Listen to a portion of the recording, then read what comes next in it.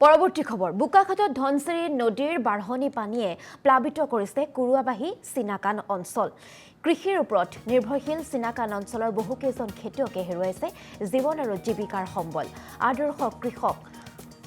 আদৰ্শ কৃষক হিচাপে বঁটাপ্ৰাপ্ত পাপুমণি হাজৰিকাৰ কৃষি ক্ষেত্ৰ বাঢ়নী পানীয়ে প্লাবিত কৰিছে মৌ পালনৰ জৰিয়তে বৰ্তমান বোকাখাট অঞ্চলৰ লগতে আন্তঃৰাজ্যিক পঞ্চায়ত চিনাকি নাম হৈ পৰা পাপুমণি হাজৰিকাৰ বিস্তৰ ক্ষতি সাধন হৈছে ধনচিৰি নদীৰ বাঢ়নী পানীয়ে প্ৰতি বছৰে প্লাবিত কৰা চিনাকানৰ অঞ্চলৰ বাট পথৰ দুৰৱস্থায়ো সমস্যাৰ সৃষ্টি কৰিছে মৌপালকগৰাকীৰ ক্ষুদ্ৰ বাণিজ্যিক ক্ষেত্ৰখনত প্ৰায় এসপ্তাহ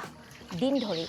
ধনচিৰি নদীৰ বাঢ়নী পানী অঞ্চলটোৰ বহুকেইটা অঞ্চল প্লাবিত কৰি ৰখাৰ বাবে সমস্যাৰ সন্মুখীন হৈছে স্থানীয় খেতিয়কসকল আৰু প্ৰশাসনক ক্ষতিপূৰণ দিবলৈ অনুৰোধ জনাইছে কৃষকগৰাকীয়ে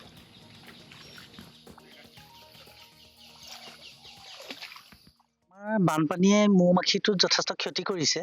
বিশেষকৈ মৌমাখিবিলাকে ইয়াতে পানী হ'লে অলপ ভয় খায় আৰু সিহঁতক ষ্টেণ্ডবিলাক আছে যদি পৰুৱা আদি এইবিলাক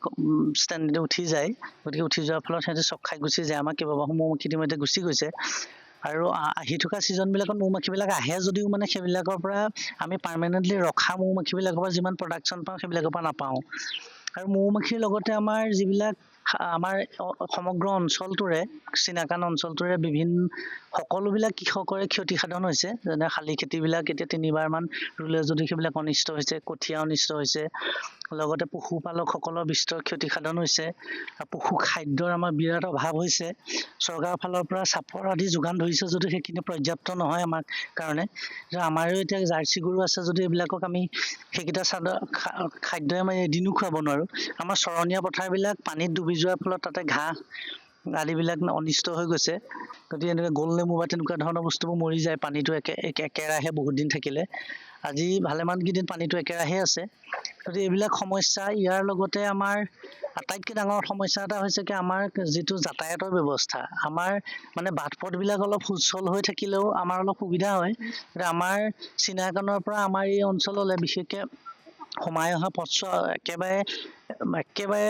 অৱস্থা বেয়া বাবে আমাৰ যথেষ্ট অসুবিধা হয় বিশেষকৈ মৌ পালনৰ বিভিন্ন সা সামগ্ৰী বা মৌজোল আদি অলপ ক্ষুদ্ৰ বাণিজ্যিকৰণৰ ক্ষেত্ৰত অলপ অসুবিধাই দেখা দিয়ে পূৰ্বতেও আমি আমাৰ সন্মানীয় কৃষিমন্ত্ৰী মহোদয়ক জনাইছিলোঁ অতুল বৰাদেৱক কিন্তু বৰ্তমান তেখেতকো আমি অনুৰোধ কৰিছোঁ বা বোকাখাটৰ সাংবাদিকসকলেও পূৰ্বতেও যথেষ্টখিনি অনুৰোধ কৰিছে তেখেতসকলে কিন্তু বৈধ পৰিমিত হোৱা নাই আমি তেখেতসকলে অনুৰোধ জনাম যে ৰাস্তাকণ আমাক কিবা এটা ব্যৱস্থা কৰি দিয়ে ইয়ালৈ আমাৰ লগতে মানে বিভিন্ন খেতিয়কসকলো খেতি পথাৰলৈ অহা যোৱা কৰে ট্ৰেক্টৰ আদি চলাচল হয় গতিকে ৰাস্তাবোৰ খুব সোনকালে বেয়া হৈ যায় গতিকে এইখিনিয়ে আৰু বানপানীৰ সময়ত আপোনালোকে সাহাৰ্য কেনেধৰণৰ পাইছে সাহাৰ্য আমাক যিখিনি আমাৰ মানুহৰ খাদ্যখিনি দি আছে বাৰু তেখেতসকলে প্ৰায় প্ৰতিজন